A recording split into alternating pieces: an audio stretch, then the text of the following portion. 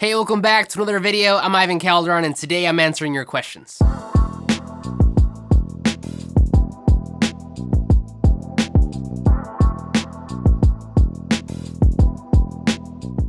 So the channel last week crossed the 10,000 subscriber mark, and that is amazing because that means that there's 10,000 people, 10,000 of you out there watching and enjoying the content that I put out every week. Now, obviously, I'm the face of the channel, but this is as much yours as it is mine because a channel without viewers or subscribers is no channel at all. So this is as much your accomplishment as it is mine. But okay, I did promise that we would celebrate a little. So what we're gonna do today is answer some questions that you guys have submitted and then also do a little bit of a giveaway at the end. I did get my friends, the good people over at Plugin Boutique, to agree to give away 3 copies of Scalar 2.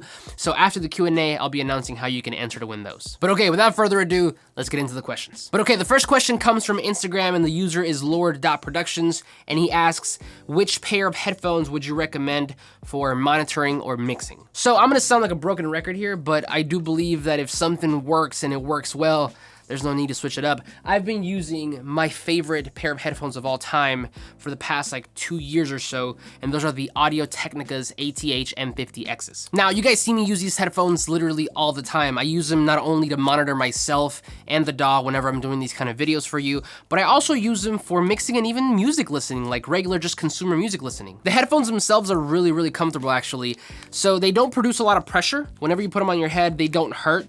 And they're one of the few headphones, for me at least, that don't give me ear fatigue. You should still be taking breaks frequently when mixing on headphones, but these are one of the few that do not give me ear fatigue. On top of that, they're also really compact, so if you want to take them anywhere, they just kind of fold like this.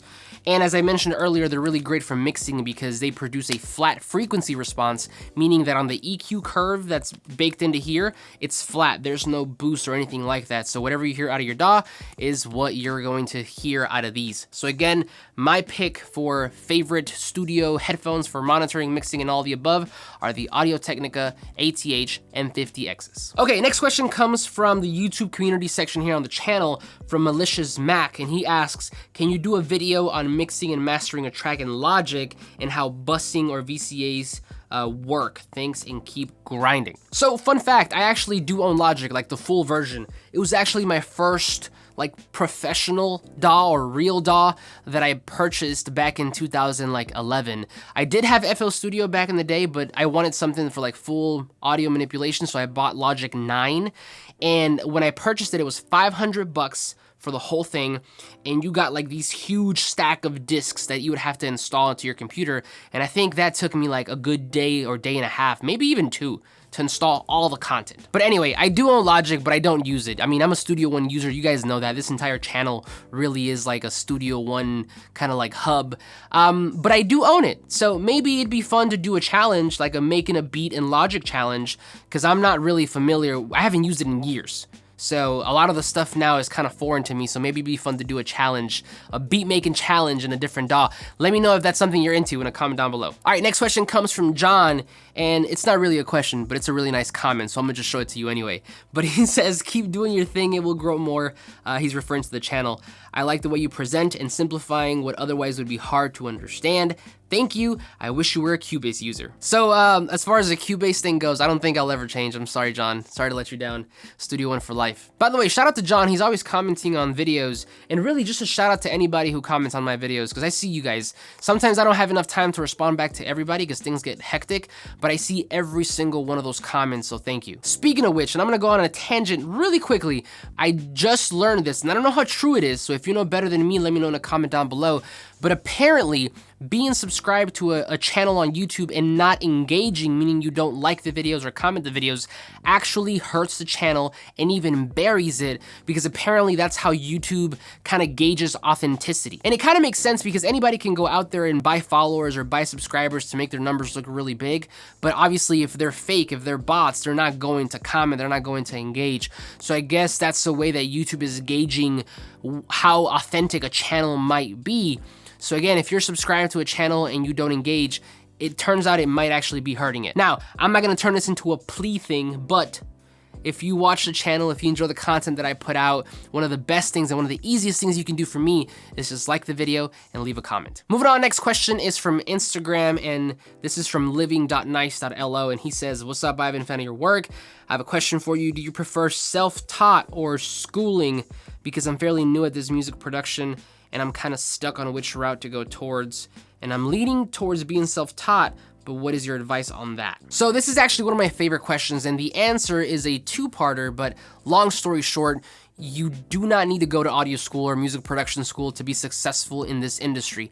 I definitely didn't, and I know a lot of super successful music producers and people just in general in this industry who also didn't either. So we're lucky enough to be living in a time where the cost of technology has come down so much that a lot more people are able to get into music production, and as a result, you start to see more bedroom studios pop up, and even professional, producers and people of that like who only used to work in multi-million-dollar studios now have their own bedroom studios and do things from there because everything is a lot more accessible. Not only that, but the educational sphere for the music industry has just grown exponentially over the years, and specifically with sites like YouTube. I mean, I'm a prime example. My entire channel is dedicated to teaching you music production. Now, you do have to do your due diligence to make sure that the information you're getting is from reputable sources, but that is definitely a viable option. Learning from home, learning from people from, YouTube channels and courses and stuff like that. Not to mention that that's also a lot less expensive than the traditional route of going to school. Now, with that being said, if you are someone who excels or just does really well in a structured environment and you can afford it, or if you're okay with going into that kind of debt, then by all means, go to audio school. Long story short though, and to answer your question, I think it really comes down to you and your specific circumstances. If you're someone who likes a more structured environment and that's where you really excel, and you're okay with paying that kind of money or going into that kind of debt, then definitely go to audio school. On the other hand though, if you can't afford that, or if you just don't want that kind of debt, or if you're just someone who does better learning by yourself, kind of in a self-taught environment, then know that the whole YouTube online course thing is a viable option as long as you get it from a reputable source. Not to mention that another really great option is an apprenticeship. So if you're someone who maybe wants a little bit of guidance, but you don't want to take the traditional route of going to school, you can hit up your local studio, see if the owner there needs any help, if you can kind of learn from them, and maybe at first you start by sweeping floors and getting coffee, but at the end of the day, you're gonna be surrounded in that environment, and that could potentially lead to more opportunities later on down the road. All right, next question comes from YouTube again, and this is from Dylan Rogers. Dylan says, hey Ivan, I have a question about chopping samples. I'm a big fan of setting my quantize to 1/2, splitting at the grid, and then sending it to an instance of impact. I find when I do that though, it causes popping sounds when I'm playing between pads.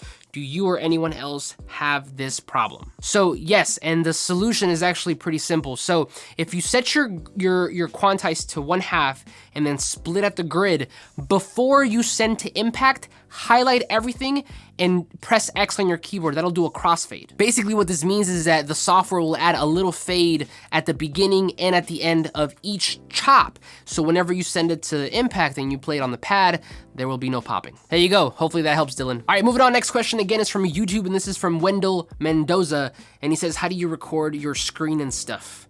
I tried OBS on PC, but it doesn't record Studio One audio. So I don't know how helpful my answer is going to be because the stuff that I use is actually pretty pricey and very niche. So basically my structure goes like this. I use a combination of the UAD mixer, which you can only get if you have a UAD interface, ScreenFlow, which is my recording software for the screen, and a software called Audio Hijack from a company called Rogue Amoeba. But okay, the way that I do it is that on my UAD mixer, I combine virtual channels 1 and 2. I merge them together to create a stereo channel. From there, on the output of Studio One, instead of sending it to mono left and right, I send the output of Studio One to virtual channels 1 and 2 on my UAD mixer. Basically, all this means is that the output of Studio One, whatever sound comes out of Studio One, will go directly into virtual channels 1 and 2, which is now a stereo channel on my UAD mixer. From there, as mentioned, I use ScreenFlow to record my screen, but the cool thing about this software is that you can tell it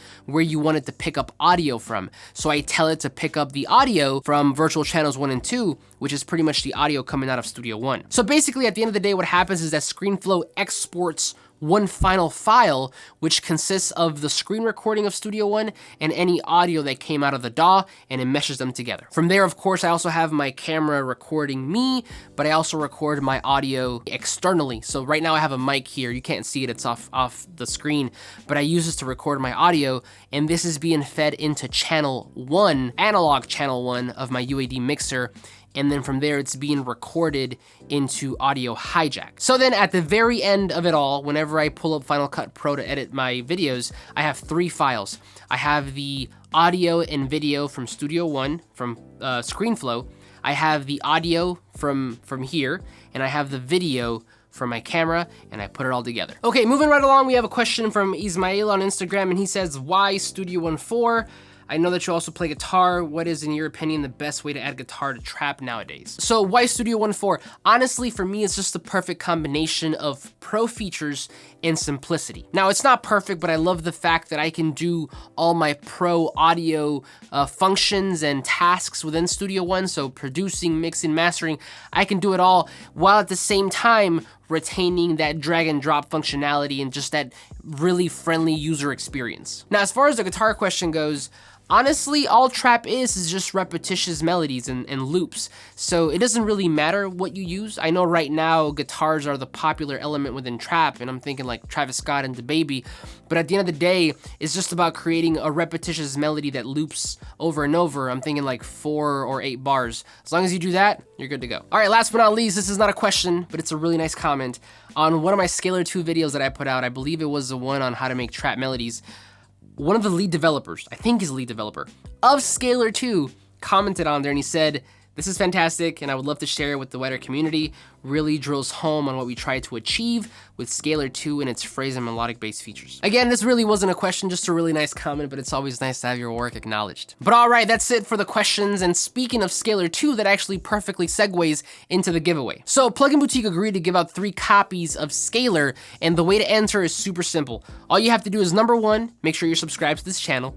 Number 2, leave a comment down below and let me know what kind of videos you want to see from me in the future, what kind of stuff you want to see on this channel.